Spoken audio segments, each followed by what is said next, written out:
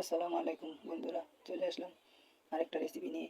আজকে রান্না করবো কাতলা মাছ দিয়ে পটল আলু আর শসা দিয়ে। এই তো হলুদ মরিচ লবণ দিয়ে কাতলা মাছগুলো মেখে নিচ্ছি। ফ্রাই প্যানে তেল দিয়ে দিচ্ছি, তেলটা গরম হলে মাছগুলো ভেজে নিব। এই তো মাছগুলি দিয়ে দিলাম। এখন মাছগুলো উল্টোপাল্টা করে ভেজে নিয়েছি, উঠিয়ে নিব।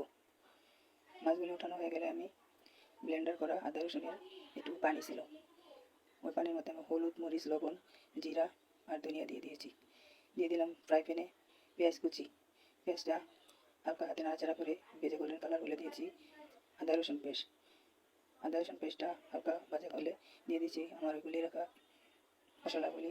মশলাগুলি কষানো হলে দিয়ে দিচ্ছি ঢাকনা উঠিয়ে সবজিগুলি একটু কষানো হলে ঢাকনা উঠিয়ে নাড়াচাড়া করে দিয়ে দিচ্ছি পরিমাণ মতো পানি। তো আবারও ঢাকনা উঠিয়ে নাড়াচাড়া করে কষানো হয়ে গেছে তরকারিটা। এখন আমি দিয়ে দিব মাছগুলি। আবারও ঢাকনা দিয়ে ঢেকে 5 মিনিট অপেক্ষা করবো। এটা চলে আসলাম মাঝে নাড়াচাড়া করে, এটা আমি নামিয়ে নিচ্ছি। এখন পরিবেশন করে দেখিয়ে দিই।